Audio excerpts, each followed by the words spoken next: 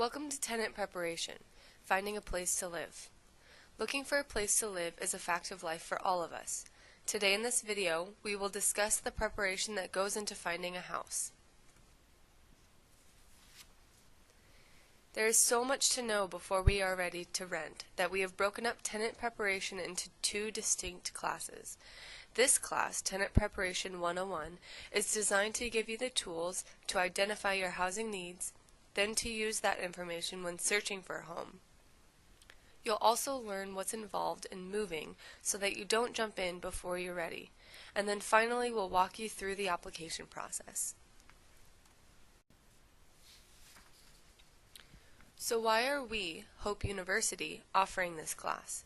Is it because we think there are people out there who have problems finding housing? No. The fact is, finding good housing is a challenge for everyone. There are many factors that go into finding a rental, and sometimes it can be overwhelming. However, the good news is that research recently has shown that the median rent here is $700, whereas the average for the entire state of Washington is about $850. So you can save some money by living in Ellensburg. Birds instinctively know where to build nests and how. We, as humans, on the other hand, must learn to hunt for our homes. There are many seemingly complicated details, from abbreviated newspaper ads to how to deal with prospective landlord and filling out rental agreements or leases, and even how to be a good tenant. These things aren't transmitted into our brains genetically. That is why it can be a challenge. Fortunately, however, it is possible to gain the victory over any challenge, and it will not become a problem for us. Usually our success in any challenge is greatly affected by how we approach the challenge. Since our search for a house is essentially shopping for a home, to begin with, let's talk about making a shopping list. What difference does it make to you when you go shopping with a list versus if you went shopping without a list? Isn't it true that when you have your list, your job is much easier, it saves you time because you don't have to walk down every aisle, you know what you're looking for, and you save money by not purchasing something that you forgot you didn't need. The same can apply to shopping for a home. Before you go out and start looking at places, figure out what you need. Maybe there are some wants you have too. Maybe those are really important to you. If you have a tight budget, like many of us often do, it's a good idea to know what you do or do not need or want before shopping for a place. Here are the things that you'll need to know before shopping for a home. What can I afford? How much room do you have in your budget? Did you know that most landlords consider it safe to rent to you if your housing costs 1/3 or less of your total budget? If you have already rented before and paid more than 1/3 of your budget and can prove that, you may be able to convince a landlord to rent to you anyway. And don't forget to factor in the cost of utilities. Some places include electricity and water, but most don't, so you'll need to have room in your budget for that as well. If you don't create a monthly budget already, we have a nice class that explains the basics and walks you through your first budget. That's called managing your money. The next question to ask is, how big is my family or household? If you're single, could a studio apartment work? That's an apartment without a bedroom, just a kitchen, bathroom, and living space.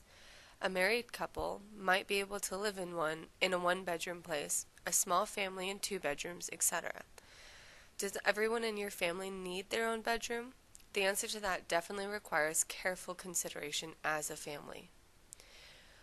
What kind of neighborhood do you want to live in? You could move to the country or into a quiet neighborhood in town, maybe a nice apartment complex where kids can find lots of friends. To most college students in Ellensburg, I have found that what's important to them is some place with access to the university and close to their work. What are your other priorities? Or what else is important to you? Would it be really necessary to pay an extra $100 a month because a place has a hot tub? That could actually be an important consideration if you have a certain health problem, but for many of us, if that isn't likely to fit into our budget, if it's not on our shopping list, then we don't even need to look at ads with hot tubs or anything else that doesn't match our shopping list.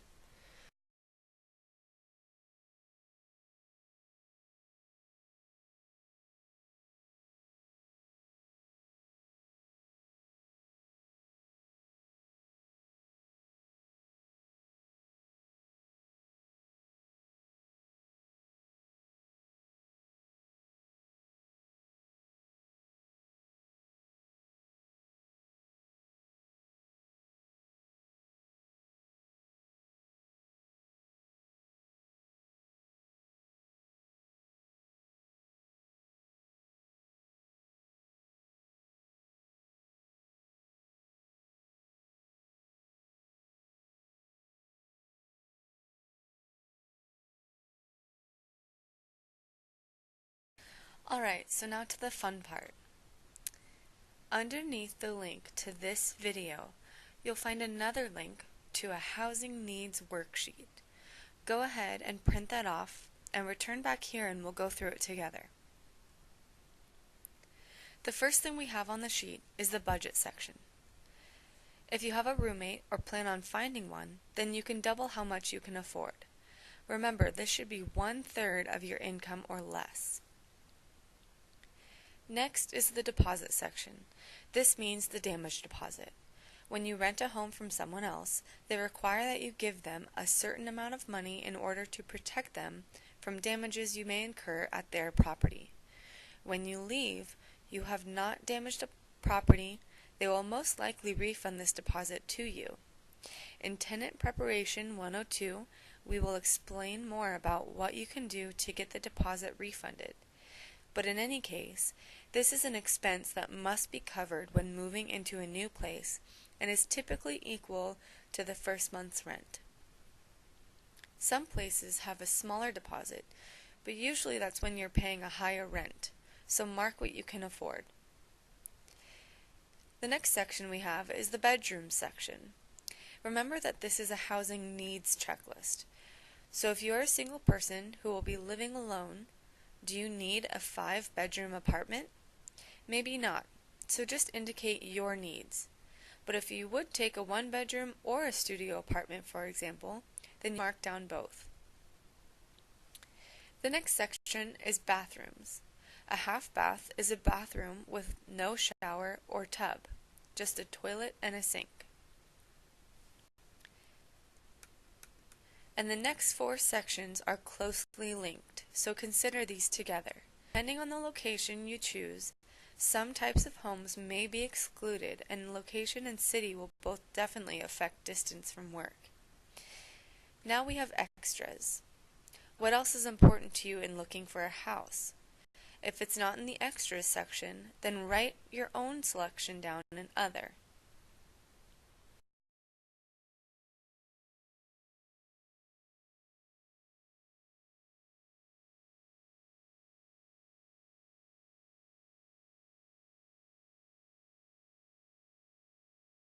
So now that you're ready, where should you look? You can look in newspaper ads, or even right now you could go online to Craigslist, the Daily Record Online, mycityforrent.com, or ellensburgforrent.com, Zillow, or Trulia. You can even go locally into property management agencies such as Landlord Real Estate or Fairway Properties. Have a conversation with them. Or if you'd like, you could do a walk by and look at all the ads that they have posted in their windows.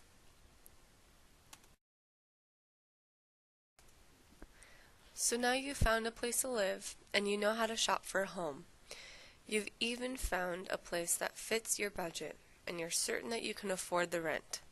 Does that mean that you're ready to move in? Maybe not. We also need to take into consideration the things you see here. Don't forget to factor the extra expenses. Many places will charge you for the privilege of applying.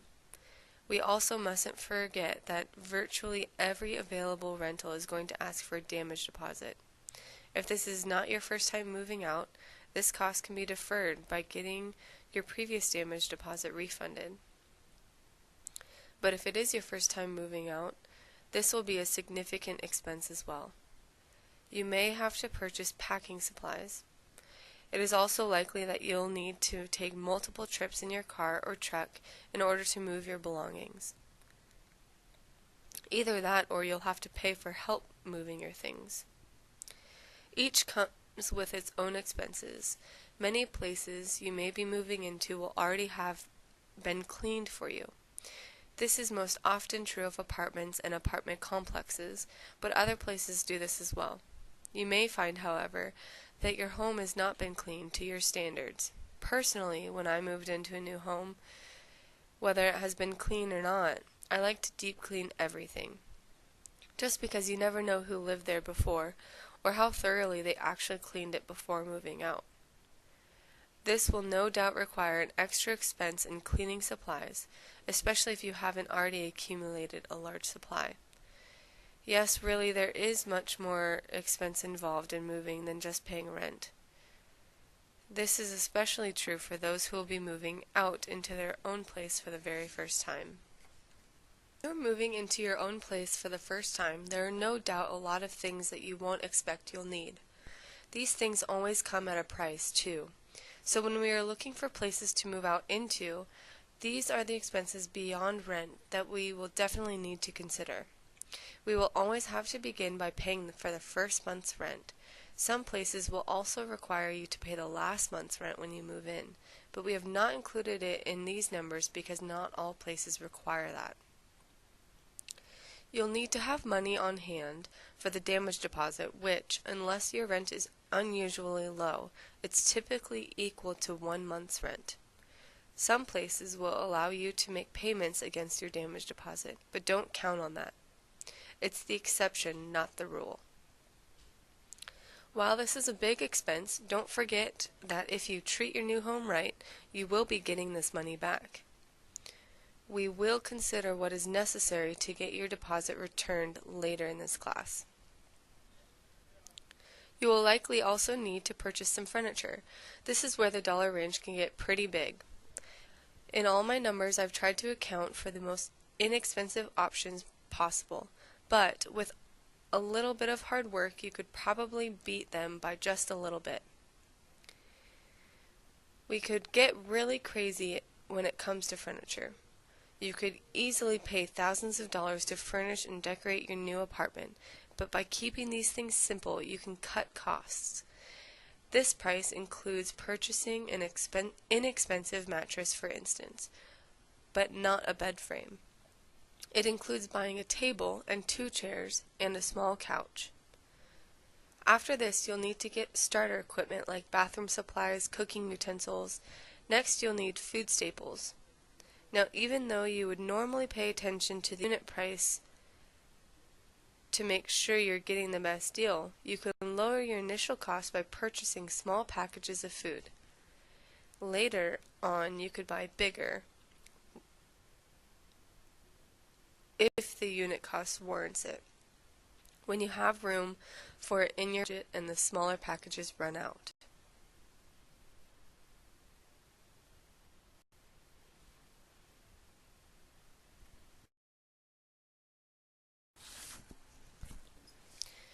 And you'll be amazed at the kind of deals that you can find if you buy used instead of new. Whereas you could buy a new love seat from $350 or more, or you could end up getting a nice, comfortable, full-size couch from Goodwill for about $60 to $100. Instead of paying $150 for a very small new table, you can get a bigger one for about $20. Chairs that would usually cost you $50 a piece new, you can purchase for $5. Maybe you have to suffer with some mismatched older stuff for a while, but it could mean that you end up with enough money to make second month's rent.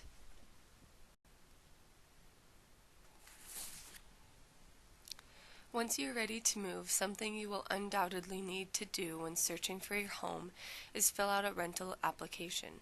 This is a very important part of the home search process and one that you need to be familiar with, since it is likely that you will need to apply at more than one place. Be prepared with 2 forms of ID and a method of payment because, as we mentioned before, many landlords charge a fee for applying. This may be because they will need to obtain your credit report or do a drug test or background check before permitting you to live on their property. In any case, this is an expense that we should be prepared for in searching for our home. Always fill out a rental application form as honestly as you possibly can. If you lie, the result may be a refusal of your application for the current property. Keep in mind also that some companies manage numerous properties, so if they discover a lie on your application, they may automatically refuse your application for all other properties they manage or own. This means a lot of options may suddenly close on you, so just remember, honesty is the best policy.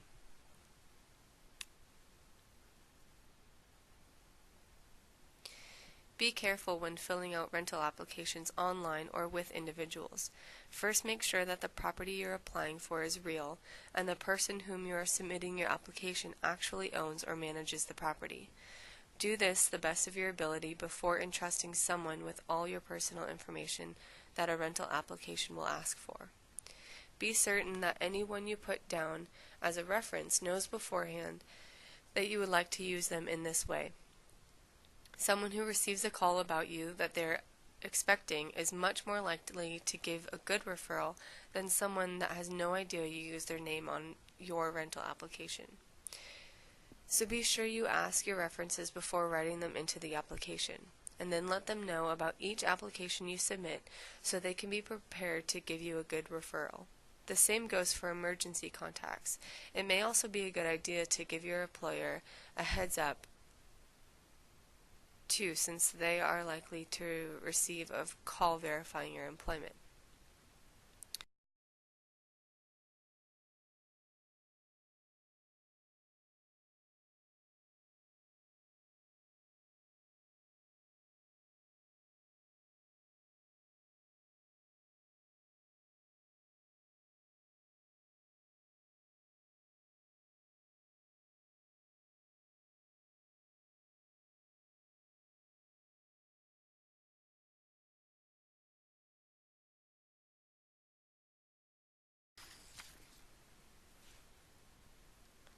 Ask your former landlord if he or she would mind writing a letter about your character.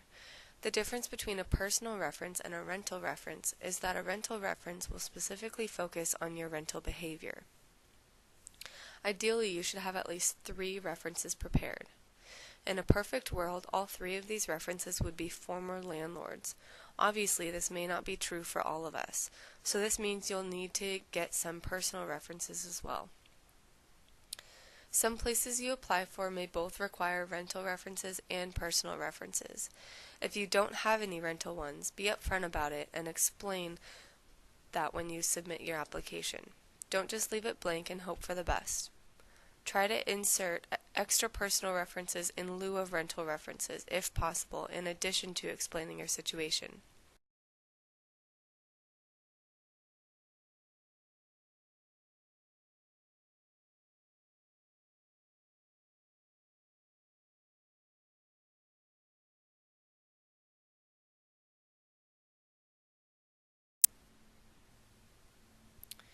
In any case, for rental references and personal references, keep in mind the kind of questions that your references are likely to be asked.